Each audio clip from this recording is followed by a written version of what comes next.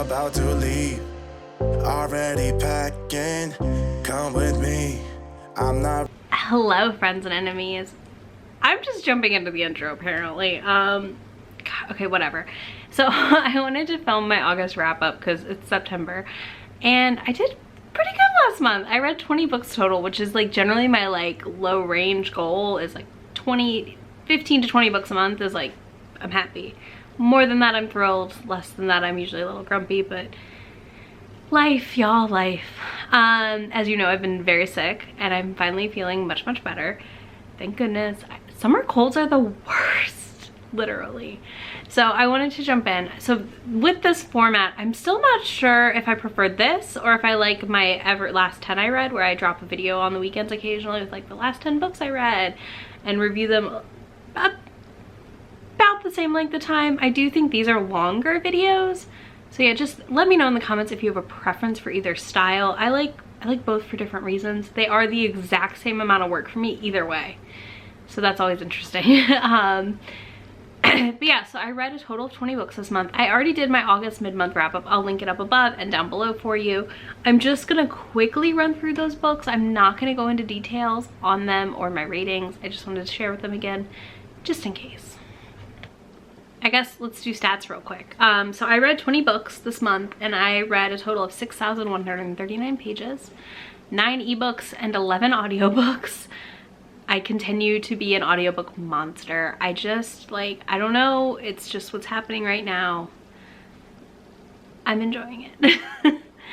But let's run through my mid-month books real quick. For my mid-month wrap up, early in the month, these are the following books I read. You Had Me at Hola by Alexis Daria, Bookish and the Beast by Ashley Poston, The Voting Booth by Brandy Colbert, I'm not sure which way she says it, Midnight Sun by Stephanie Meyer, Lord of the Abyss by Nalini Singh, Abducted by K.I. Lin, In the Vanisher's Palace by Aliette de Bar, I don't think I said it right, A Beastly Kind of Earl by Mia Vinci. So I read Mexican Gothic by Sylvia Moreno Garcia. I really, really liked it. I'm in a horror mood right now and it's very weird. I know. I'm a romance channel and I'm a romance reader, but our brains be doing weird things right now. And then I also read Destiny's Surrender by Beverly Jenkins, one of 3 Beverly Jenkins I read this month. All right, let's get into the books I haven't really talked about yet with y'all, although I think they've all almost been in videos exclusively. I will link to them and let you know as I go. So first up, we'll talk about my Scallywagathon reads. I did finish Scallywagathon. I'm so happy with myself. So first Scallywagathon, I read Destiny's Captive by Beverly Jenkins and I loved it. It was delightful. It was a 5-star read. It was my favorite in the Destiny series. I can't recommend it enough. Noah and Pilar were amazing. Pilar is a lady pirate and I just love a lady pirate, y'all. Like, I love a lady pirate so much. I don't know what my hair's doing. We're rolling with it. I read Irresistible by Melanie Harlow, a book that has been highly recommended to me so many times. And I liked it. I enjoyed it. I don't like kids in romance. I've talked about this places. I don't know if I've talked about it on my channel extensively. Generally speaking, I don't pick up books about nannies or with kids in them because I think kids in romance are just not fun. Like, they're not entertaining. They're just there. They're usually like not well done. But I felt like this was a solid like 3.5. I had some issues with communication things and not with the kids, so that was interesting. But I'm excited to read some more of this Cloverleaf Farms series. I listened to Carmilla on Audible. It was an Audible original narrated by David Tennant. I read this for Scallywagathon as well. This is like literally an hour-long audiobook. It's kind of the origins of Dracula, which I'm currently listening to through podcast. Phoebe reads a mystery, and I wanted to read Carmilla before I started on Dracula, which is a reread for me. Then I also listened to The Only Good Indians, which I got for free through Libro FMALC program, where if you are a book reviewer with over 1,000 followers somewhere, you can get free ARCs. I get mine not through YouTube, but other platforms I review on. But obviously they end up getting talked about here. I really liked The Only Good Indians. I need to read some more Own Voices reviews for that book, but that was a solid like 4-star read. It was like, what the hell is happening? Which is exactly what I want out of a spooky book, you know? Like, I want to be spooked. I want to be confused and I want to be like engaged, and I really was. I'm curious to read more by Stephen Graham Jones. Yeah, it was fun. Then I read Hammer and Tongs by Laura Kinsey. This is a Kindle Unlimited novella about a woman who is a blacksmith. She makes horseshoes as well. She makes horseshoes, and she goes to work for Chance, one of the Chance brothers, who runs this whole, like, it used to be underground thing, but horse racing and other things. And they fall in love, and it's delightful. She is gender non-conforming, maybe identifies as they and or non-binary, but this is set in 1920s, like Peaky Blinders era apparently, so the words probably weren't there, but dresses in men's clothing and binds their chest. Very, very fun little pegging romp. Can't recommend it enough. I talked more about it in my pegging video where I recommended you books with pegging. Feel free to check it out if it's up your alley.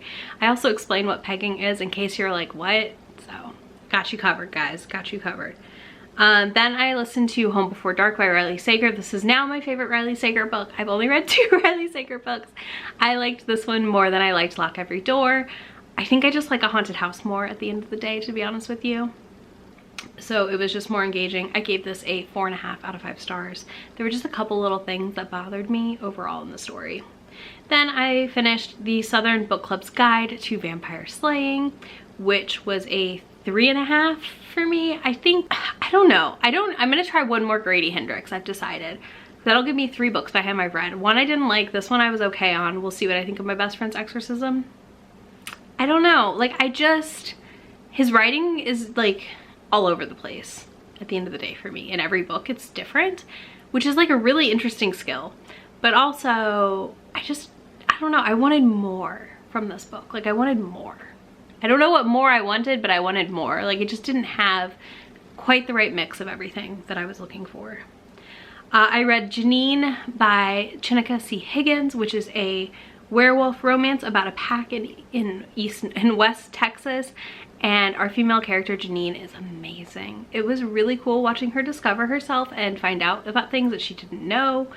And then we got to also meet the next character, Lenora, who is the pack's alpha's little sister / twin and the omega of the pack.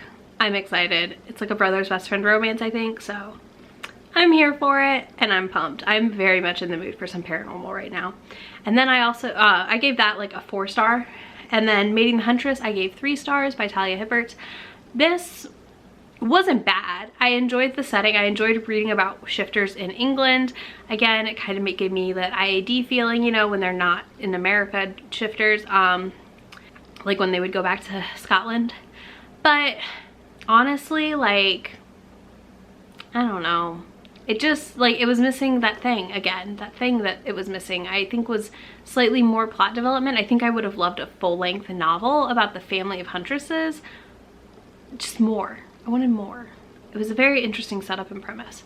So yeah, that's all that I read the last half of the month. I was super sick, as you may know if you watched my Summerween vlog or the pegging video. I had a really bad summer cold. So my reading slowed way down that last week of August because I basically just stared into the distance for hours at a time. That was really annoying. But yeah, that's all I read in August, and I wanted to share that I'm almost done with 2 more books. I just couldn't stay awake last night long enough to finish them both.